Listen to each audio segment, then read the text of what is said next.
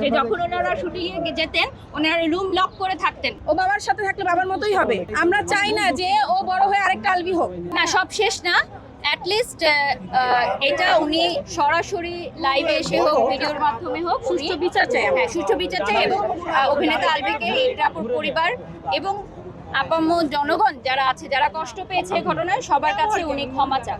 দেখুন, এখানে একজন তিথির কথা উঠে এসেছে, ঘরে ঘরে এরকম অনেক তিথি আছে। হ্যাঁ, কেউ বলছে কেউ বলছে না। আজকে ইকরাপুরে সুইসাইডাল অ্যাটেম্পটা নিছে বা সুইসাইড করছেন বোধহয় আপনারা জানতে পারতেছেন। দেখেন, এখানে আশেপাশে অনেক মেয়েরা আছে যারা সংসার করতেছে, বাচ্চার কথা চিন্তা করতেছে এই সিচুয়েশনটা নিয়ে। আপু নিজেও 4 বছর এটা নিয়ে সাফার করতেছে। এটা ওরা যারা ক্লোজ, আপু 4 বছর এটা জেনেও সাফার করতেছে।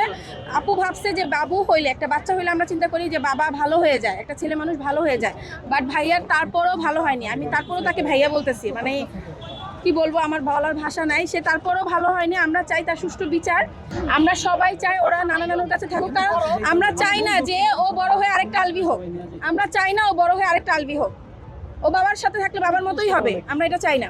কারণ সে তো ছিলই না, তাকে মা পালছে। সে কি ছিল? সে ভালো ব্যস্ত থাকে, সে ব্যস্ত থাকে, সে তো থাকে না। স্বাভাবিক, এটা সে অনেক ব্যস্ত। আর আমরা এটা চাই ভাইয়া যেন মিডিয়াতে না থাকতে পারে। আপনারা বয়কট বললেন, মিডিয়া থেকে হ্যাঁ, মিডিয়া থেকে বয়কট। অভিনেতা আলবি উনি নিজেই এটা স্টেটমেন্ট দিয়েছেন যে ইকরাপুর ওনার কাছে ডিভোর্স চেয়েছিলেন। তাহলে হতে পারে সত্য, হতে পারে মিথ্যা।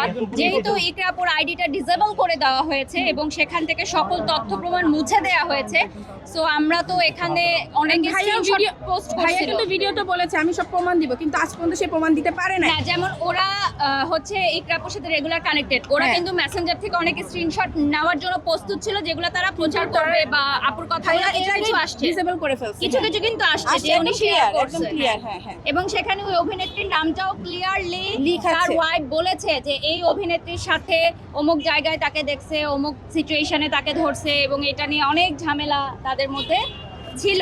তো এইটার কিন্তু স্টেটমেন্ট অলরেডি ওনারা দিয়েছেন যে ইকরাপু ওনাদেরকে শেয়ার করেছেন, যেহেতু ওনারা অনলাইন প্ল্যাটফর্মে অনেকেই জানিয়েছে। দেখুন, একজন মৃত মানুষকে নিয়ে তো আমরা এখানে কথা বলবো না, যেটা উনি বলেছেন ওনার ভিডিওতে যে ইকরাপুর অনেক বদ অভ্যাস ছিল।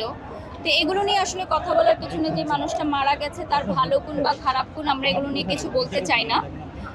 আমরা জাস্ট এটুকুই বলতে চাই যে এটা সুষ্ঠু তদন্ত হোক, যে এটা হত্যা নাকি আত্মহত্যা।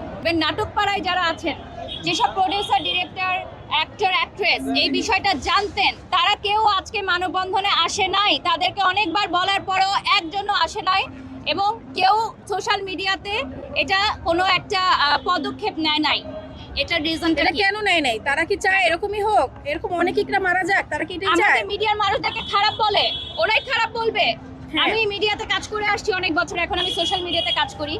ওরাই খারাপ বলবে যে না, মিডিয়া সবাই মনে হয় এমন, তাই না? যেহেতু আমাদের অভিনেতাকে নিয়ে কথাগুলো উঠছে, ওরা সবাই বয়কট বলতেছে, অভিনেত্রীকে নিয়ে কথা জড়াইছে, এবং একজন ডিরেক্টর স্টেটমেন্ট দিয়েছে যে তার নাটকের শুটিং এ যখন ছিলেন, ডিরেক্টরের বউ স্টেটমেন্ট দিয়েছে যে যখন ওনারা শুটিং এ যেতেন ওনারা রুম লক করে থাকতেন ঘন্টার পর ঘন্টা। আপনারা দেখেছেন ওই ভিডিও? হ্যাঁ।